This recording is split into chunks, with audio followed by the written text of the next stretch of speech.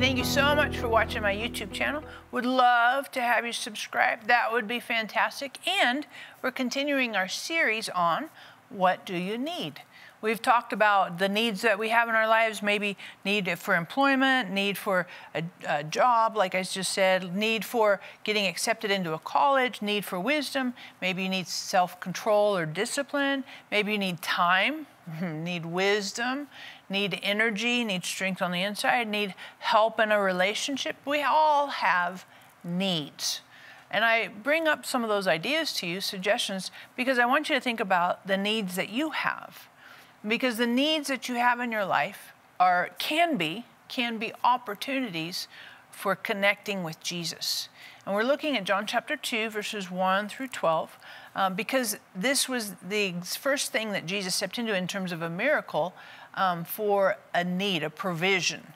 And his disciples, and his mom were at a wedding feast, and they had run out of wine at the wedding feast. So there was a need. And last week we talked about Mary, Jesus' mom, coming to Jesus and saying, hey, they ran out of wine.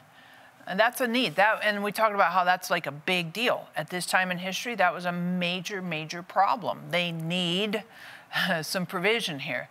And I appreciated Jesus' response to her, woman, what does that have to do with us? And I think that's an interesting answer that Jesus gives her.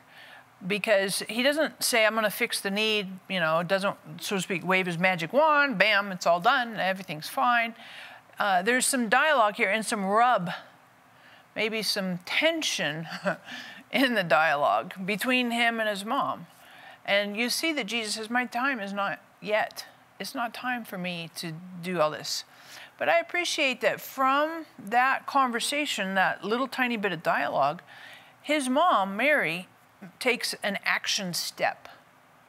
And I think that's important for us to consider, particularly this week. When we have these conversations with Jesus around what we need, I need strength, I need a job, I need health, I need you to solve the health crisis I'm having right now, I need you to open the door for me with this job or getting accepted into this college, or I need help in this relationship, I have to do a school project with these people that are, deadbeats, need. Once we start having these conversations with Jesus around the needs, then I think it's important for us to consider that we have to take an action. We have to take an action. And that's what I would propose for you this week is step into the conversation with Jesus, but then take action. Because we see that's exactly what his mother did. She had the conversation with Jesus. Jesus didn't answer, I don't think, the way she wanted or anticipated that he would answer. But she still takes action. And this is what she does. In verse 5, John chapter 2, verse 5, his mother says to the servants at the wedding feast, whatever he tells you to do, do it. And I think that's really important because I believe that when we have these conversations with Jesus, then it's not enough just to have a lot of talk. There needs to be some action from the talk. And I like that his mom appreciated who Jesus is, what he could do. She brought a need to the person who could fix it, supply, provide for it. But then she wasn't just content to sit there and say, well, I had a conversation, now he's not doing anything. She took the next step. And I appreciate that action step is very important for us.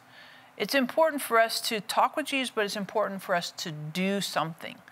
And so when we bring our needs to Jesus, then subsequent to that and subsequent to some dialogue, start to make some steps, some action, some decisions, some moving forward. I remember I was applying for graduate school and I was asking God to open the door for me to go to a particular graduate school.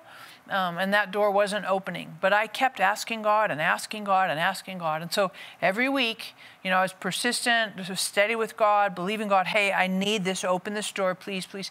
But every week I would also call that college and call the particular department and say, hey, did I get accepted? No, you're still on the waiting list. You're still on the wait. But I kept after it. I put some action, not just based on what I said, but also into the natural world, into what I wanted to resolve. And I think when we put action into things, as well as the conversation with Jesus, then we begin to see some cool things happen. But I like what Mary said, because she told the servants, whatever he tells you to do, do it. And that action is also indirectly, she's saying obedience. And I appreciate that sometimes what Jesus can tell us to do might seem illogical. It might seem, that doesn't make any sense. It's not conventional. It does. What does this have to do with that? You know, how do we tie those together? But I appreciate that Mary was dialed into the obedience. No matter what he tells you, just do it. And I want to encourage both you and me that whatever he tells us to do, that we would do it. We would do it. And I remember in that college story, you know, I kept calling every week. And finally, my husband stepped in and he called and found out, hey, she's not going to get accepted because, you know, she's this far down the waiting list, these many people, and we don't have enough spots for that. And so from that, I took some action. I said, well, if I'm not going to get accepted here, then I'll try at some other universities as well. I'll put in my application for other universities. And so there was action to it.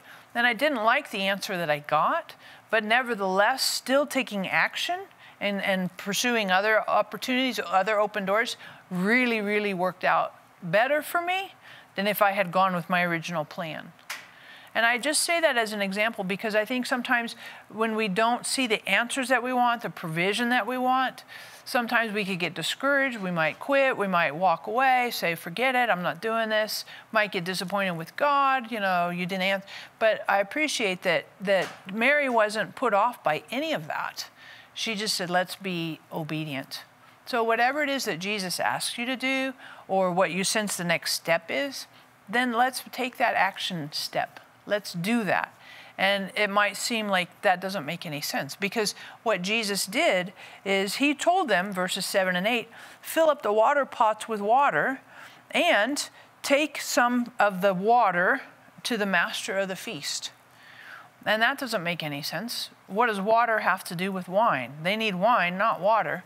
And 6 water pots, each have 20 to 30 gallons in each one, and there's 6 of them, and it's all full of water. That's illogical. Water and wine are not the same thing. But nevertheless, that's what he told them to do. And Mary's instruction to them before he ever told them was, do what he says. And so that's what I would finish with you today is let's do what Jesus says. Let's do what Jesus says. So my question that I'd ask you to think about here is, what is one step, Jesus, you might take after having a conversation with Jesus, what's the one step Jesus might have you do? What's the one thing? And then, you know, say, well, maybe I would apply here. Maybe I would talk here. Maybe I would work on my schedule. Just whatever that one step is.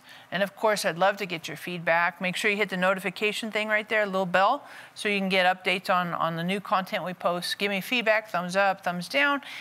And we have an amazing joke, which of course, we all wait. This is a really, really good one. Oh, I really like this one. This one's a blast. What do you call a dead magician? An abracadabra. Ah! I